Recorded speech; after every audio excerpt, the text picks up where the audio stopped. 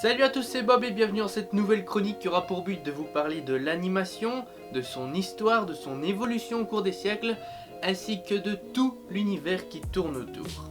Le thème est assez large, il y aura donc énormément de sujets exploités, que ce soit les débuts de l'animation qu'on va parler aujourd'hui avec les premières machines, les premiers gadgets, etc. En allant jusqu'à ce qu'a fait Pixar ces dernières années, et en passant par exemple par la naissance des cartoons avec peut-être les Looney Tunes, etc.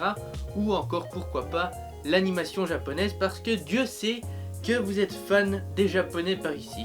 Pour tout vous dire, l'animation est un sujet qui me tient particulièrement à cœur, et de plus c'est le sujet de mes études, donc je me suis dit pourquoi ne pas en faire une série de vidéos. Et nous y voici. Je me suis dit que ça pourrait être assez intéressant et de plus ça vous permettrait d'apprendre des tas de choses. Et ça, c'est beau. Papa, je viens d'apprendre quelque chose sur internet. Quoi?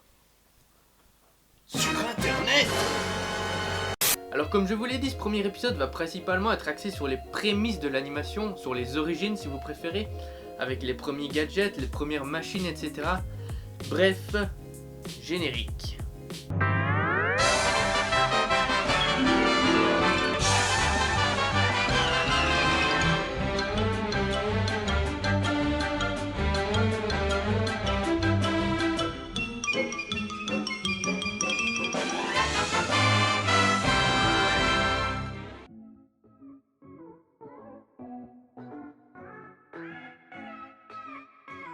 Depuis toujours, l'homme a cherché à représenter le mouvement d'une manière ou d'une autre. La plus ancienne trace qu'on ait retrouvée à ce jour date en fait de l'époque où l'homme s'amusait encore à peindre dans les grottes, et donc, vous l'avez deviné, une pâture rupestre. Et plus précisément d'un sanglier se trouvant dans une grotte à Altamira, en Espagne. Ce qui fait la particularité de cette pâture, c'est que le sanglier possède ici 8 pattes, superposées les unes aux autres, ainsi qu'une partie d'une deuxième tête, le tout étant légèrement flouté. Bref, tout ceci visant clairement à nous transmettre la perception du mouvement. Ou alors ils étaient juste complètement défoncés. Je sais pas, des champis préhistoriques peut-être.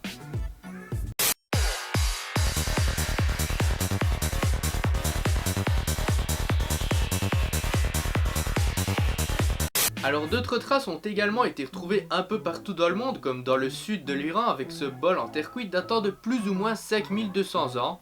Ça va, on n'est pas à 200 ans près non plus. Ce bol constitue un exemple un petit peu plus concret que les tentatives des pâtures rupestres. Il possède sur tout son contour 5 dessins représentant les étapes, si je puis dire, d'une chèvre en train de sauter pour se nourrir à un arbre. Vu comme ça, le mouvement est assez difficile à cerner, mais une fois les images placées les unes à la suite des autres, regardez, certes c'est assez primaire, mais le mouvement est bien là. Un autre exemple du même style est cette pâture murale égyptienne datant d'environ 4000 ans et retrouvée dans une chambre funéraire de, veuillez excuser ma prononciation plus que médiocre, Khnumhotep, un pharaon de l'Égypte ancienne. La pâture est comme le bol, une séquence d'images représentant cette fois-ci 2 lutteurs en pleine action. Enfin, quand je dis en pleine action, vous avez compris, hein? Cependant, toutes ces traces ont beau avoir une volonté de transmettre le mouvement, il nous est impossible de le voir explicitement. À moins bien sûr de rassembler les images comme vous avez pu le voir avec la chèvre, mais ça compte pas vraiment. Il faudra attendre le 19e siècle pour qu'apparaissent enfin toutes sortes de machines ou gadgets si vous préférez, aux noms imprononçables, parfois très primaires, parfois réellement complexes pour enfin avoir la possibilité de visionner le mouvement. La toute première, et sans doute la plus simple, est le thaumatrope, inventé en 1824 par l'astronome John Herschel et commercialisé par John Ayrton Paris, qui, comme son nom ne l'indique pas, est anglais. Cependant, le thaumatrope pourrait plus être considéré comme étant un jouet ou un gadget, comme je vous l'ai dit juste avant, plutôt qu'une machine à proprement parler. Vous pouvez d'ailleurs en fabriquer un chez vous si l'envie vous en prend, c'est pas très compliqué, je vous ai laissé un lien dans la description si cela vous intéresse. Pour ce faire, vous aurez besoin de ciseaux, de papier d'une certaine épaisseur, 2 élastiques, un crayon et une perforatrice. Vous découpez un cercle ou un carré comme vous voulez, vous faites un trou de chaque côté et dessinez ce que vous voulez sur une face et puis l'autre. Vous attachez ensuite un élastique à chaque trou et le tour est joué, vous n'avez plus qu'à essayer tant bien que mal de tourner le bout de papier avec les élastiques. Vous avez peut-être déjà vu le plus célèbre d'entre eux représentant un oiseau sur une face et une cage de l'autre. Vous devinez ce qu'il en résulte, l'oiseau se retrouve prisonnier dans la cage une fois le disque en mouvement. Le principe du thaumatrope se base en fait sur ce qu'on appelle la persistance rétinienne. Ce phénomène avait déjà été observé par le célèbre Léonard de Vinci, mais fut officiellement démontré par le physicien Michael Faraday en 1825, le même qui a inventé la cage de Faraday. Le principe fonctionne sur le fait que notre œil imprime une image fixe déjà vue et la superpose avec une image fixe vue immédiatement après. Notre esprit mélange les deux images et il n'en perçoit plus qu'une seule. Il existe des exemples assez connus grâce auxquels vous pouvez observer ce phénomène comme cette image. Il vous suffit de fixer le centre pendant disons 30 secondes et ensuite de regarder une surface blanche comme une feuille ou votre plafond et vous verrez soudainement apparaître le visage du Christ. Si ça ne marche pas, vous pouvez toujours fixer une surface blanche tout en clignant des yeux très vite, un peu comme ça. Évidemment, vous aurez l'air un petit peu con, mais faites ça tout seul. Ça marche bien. Évidemment, il existe énormément d'autres exemples comme ceux que je vous fais défiler en ce moment. N'hésitez pas à mettre sur pause et tenter cette expérience qui dépasse les lois de l'entendement. Ensuite, en 1832 arrive le Belge Joseph Plateau.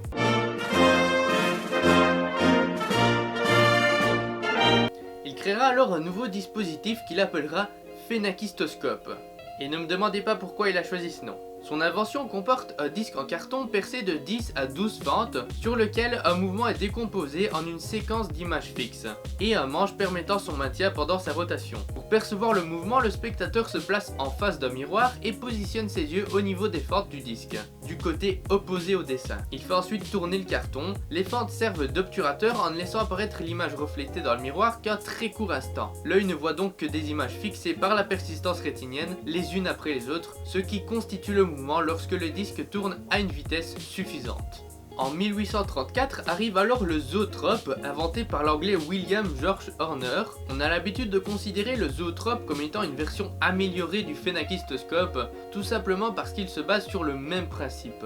Il s'agit ici d'une sorte de tambour rotatif, avec toujours des fentes percées sur tout son contour, mais avec cette fois une longue bande d'images sur sa paroi intérieure, que l'on considère d'ailleurs parfois comme étant un ancêtre de la pellicule cinématographique. Une fois le tambour en mouvement, on peut alors admirer l'image s'animer à travers n'importe quelle fente, permettant ainsi à plusieurs personnes d'admirer la magie opérée en même temps, d'où son côté pratique par rapport au phénakistoscope. Et enfin, pour en finir, le gadget le plus connu du grand public, vous avez déjà sûrement eu l'occasion de pouvoir l'expérimenter, voire même en fabriquer pour les plus courageux d'entre vous. Je parle bien évidemment du flipbook, ou en français, le folioscope. C'est en 1868 que John Barnes Linnet déposa son premier brevet sous le nom de kinéographe. Alors le principe du flipbook, je pense que tout le monde le connaît, repose sur la succession d'images légèrement différentes à chaque page que l'on feuillette tout simplement. Cependant, contrairement aux autres gadgets cités plus haut, il ne s'agit pas ici d'un mouvement cyclique, qui se répète donc, mais d'un mouvement linéaire permettant ainsi une plus grande liberté de l'animation. Et voilà les amis, c'est ainsi que le flipbook termine cette vidéo.